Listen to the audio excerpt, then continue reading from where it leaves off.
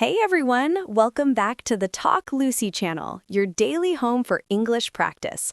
I'm Lucy. And I'm Tom. We are so incredibly happy to have you back with us today. If you're joining us for the first time, don't forget to hit that subscribe button and ring the bell so you never miss our daily episodes. So Tom, let's catch up. How was your weekend? Did you do anything fun or exciting? It was great. Actually, Lily and I went for that new Italian place downtown on Saturday night.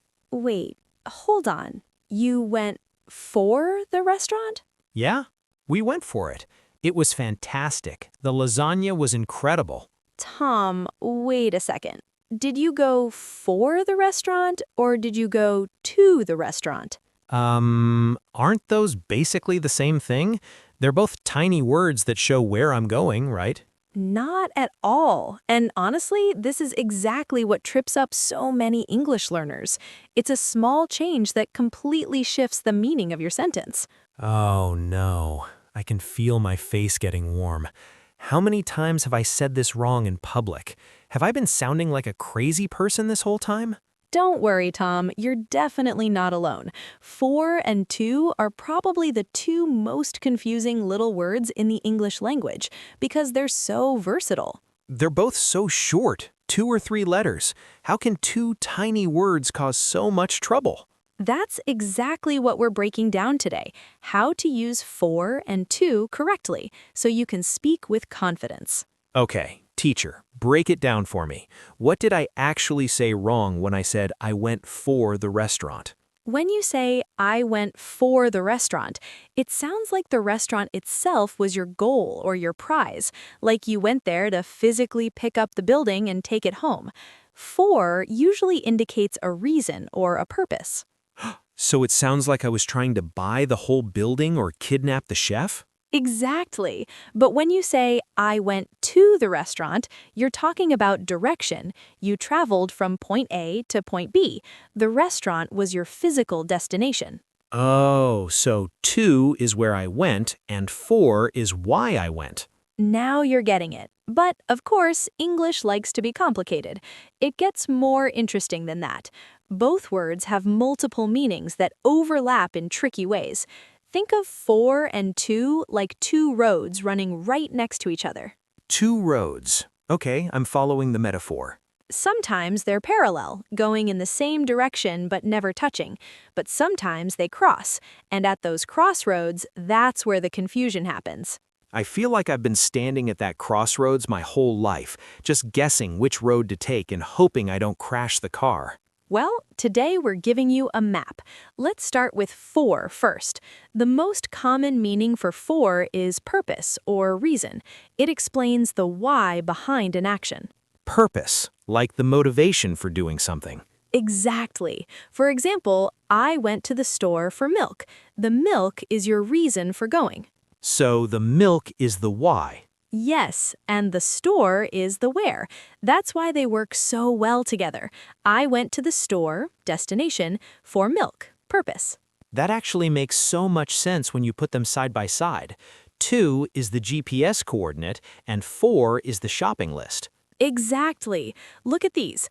I went to the park for a walk. She drove to the airport for her flight. We came to this YouTube channel for English practice. That's super clear. Destination first, then the reason. Can you give me more examples of for showing purpose? Sure. I called you for a reason. The reason is the purpose of the call. This cream is for dry skin. The purpose of the cream. What is this tool for? Oh, I love that last one. I ask my friend Jake that all the time when he shows me his weird 3D printed gadgets. What is this even for? That's a perfect real-life example. And here's a common one. I'm studying for a test. You would never say studying to a test. Right, because the test is the reason I'm opening the book. My stomach used to get so knotted up before tests in school. That tight, nervous feeling. Ugh. Very relatable. Test anxiety is real. Now, here is a rule you have to memorize. For can show purpose with a verb, but the grammar changes. Oh boy, here come the rules. How so? We use for plus noun, for milk, for a test, but if you use an action, we use for plus verb ing. This knife is for cutting bread. This app is for learning English. So I can't say for to cut or for to learn? Never. That is a very common mistake. It's either for plus noun or for plus ing. But wait, I've heard people say to cut, like, I use this knife to cut bread. Is that wrong? Great question. That is also correct. You can express purpose with to plus base verb. I use this knife to cut bread. I use this app to learn English. So for cutting and to cut mean the same thing? In many cases, yes. The meaning is identical, but the structure is different. For needs the ing form. To needs the base verb. My brain is buzzing a little bit. It's like a computer processor trying to render a big file, but I think I'm following. Your processor is doing great. Let's move to the second meaning of for, duration. This is how we talk about how long something lasts. Duration, so time periods. Exactly. I lived in Portland for 5 years. We waited for 30 minutes. She studied English for 6 months. Oh, I actually use this one a lot. Like, I worked on that graphic design logo for 3 hours last night. Perfect example. For plus a time period tells us the length of time. Can you say to there? I worked 3 hours? No, that sounds totally wrong. Exactly. For duration, it's always for, never to. For owns the time category. Good to know. For is the master of the clock. Here's another one from my life. Last week, I walked my dog Biscuit for an hour in the pouring rain. An hour? In the rain? She loves puddles. I was soaked to the bone, but she was having the time of her life. Classic Biscuit. I wish I could have a dog, but my apartment has a strict no pets rule. I know. One day, Tom. Okay, let's look at the third meaning of for, the recipient. This is the person who gets something. The recipient, like the person at the end of a delivery. Yes, this gift is for you. I made dinner for Lily. She bought flowers for her mom. Oh, wait. Lily's birthday is next month. I actually need to find a gift for her. See? Perfect use. The gift is intended for her benefit. But wait, this is where for and to get really close. Both can show a recipient, but the feeling is different. How can they both do it? Now I'm confused again. For focuses on the benefit. Lily benefits from the gift. But if you say, I gave the gift to Lily, the word to focuses on the transfer, the physical action of the gift moving from your hand to hers. So for is about who benefits and to is the action of giving? That's a beautiful way to put it. They're like two sides of the same coin. I cooked dinner for my family, they benefit from the meal. I served dinner to my family, the food physically moves to them. Or I wrote this email for my boss versus I sent this email to my boss. Perfect. Writing it is for his benefit. Sending it is the transfer of data. Wow, something just clicked in my head. It's like a light switch finally flipped on. That's the best feeling. Now that we've mastered for, let's go deeper into to. We've seen it used for destination, but let's look at its other powers. Exactly, Tom. You've got the first part down. Now let's look at to. The biggest, most common job for to is showing movement toward a place. Walk to the door. Drive to work. Fly to Japan. Okay, so it's like an arrow pointing at a map. Come to my house. Run to the park. Spot on. All of those represent physical movement toward a specific destination. But wait, what about I'm going to home? Actually, as I say it out loud, that sounds a bit clunky. It is wrong. And honestly, great catch. This is a classic English is weird moment. We never say to home. We just say, I'm going home, or I'm coming home, or I'll get home soon. No to allowed. But why? Home is a destination, isn't it? It's a building with a roof. You'd think so, right? But in English, home acts more like an adverb of place rather than a standard noun in these expressions. It's the same rule for words like there, here, or downtown. You say go there, not go to there. English really is a headache sometimes. It's like the language just decided to make up its own rules for the most common words. It really is. But don't worry, these exceptions become automatic once you hear them enough. Are there any other no-to destination words I should watch out for? Definitely. Write these down. Go abroad, go outside, go inside, go upstairs, and go downstairs. None of those take the word to. Got it. Special direction words skip the to. I'll try to keep those in a separate folder in my brain. Good man.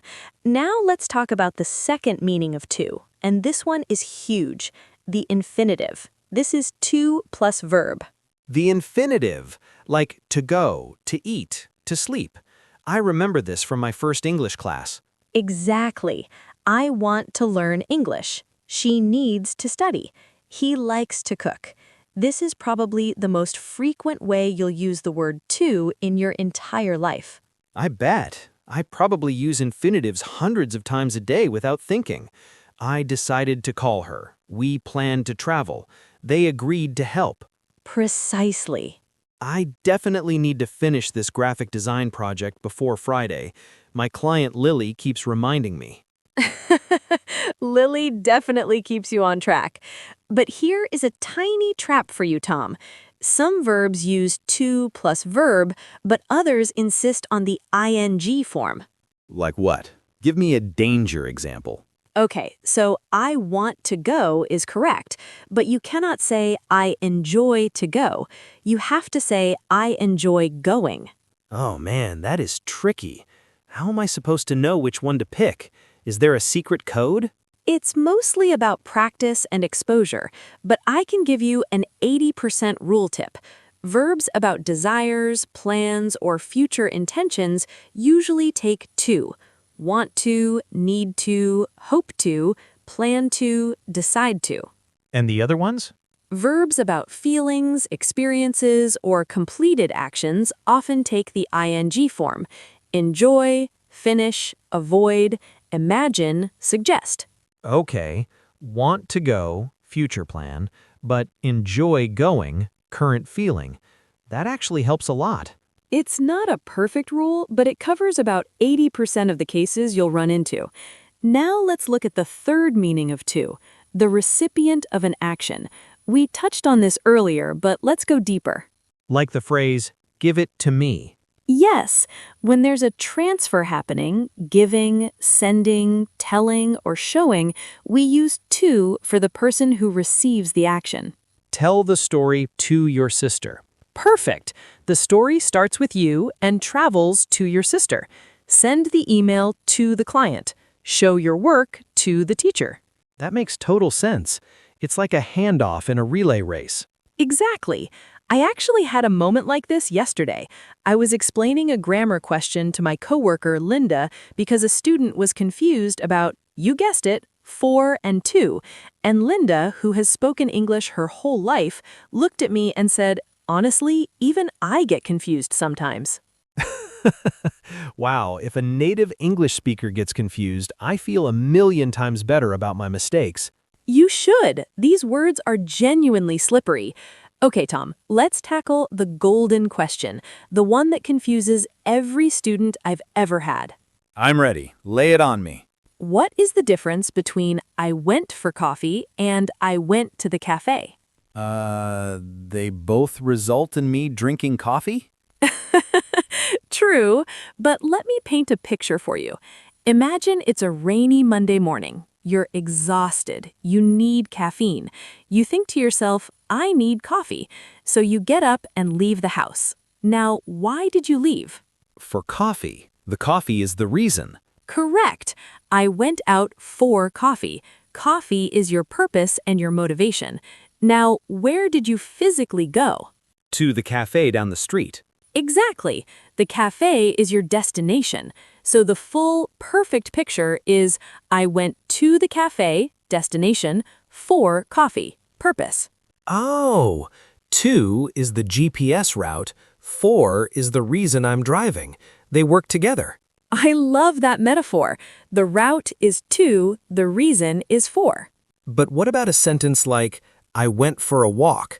There's no destination in that sentence. I'm just wandering. Great observation, Tom. I went for a walk means the act of walking was your entire purpose. You didn't have a specific place to be. You just went out and the walk itself was the goal.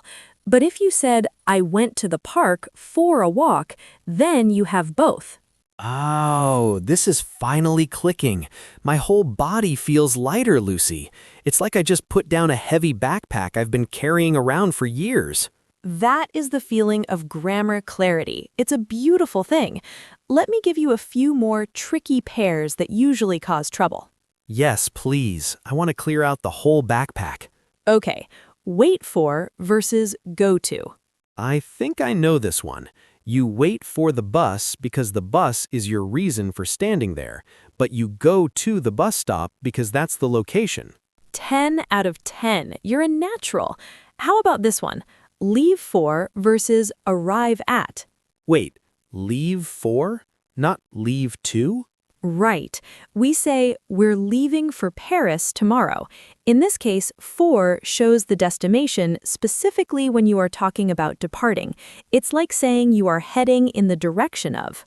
But I wouldn't say I arrive for Paris, right? Correct. You arrive in Paris or arrive at the airport. English likes to change the rules depending on whether you're coming or going. It really keeps you on your toes. One more important one. Look for versus listen to. I'm looking for my keys because they're the object of my search, my purpose. I'm listening to music because I'm receiving the sound. Perfect. For goes with searching, to goes with receiving. But here's a fun fact. Listen for also exists, but it changes the meaning completely. You're kidding. How? Listen for the doorbell means you are waiting and paying attention to hear it. It's a focused search with your ears. But listen to music is just the act of enjoying the sound. So to is casual enjoyment, but for is focused waiting.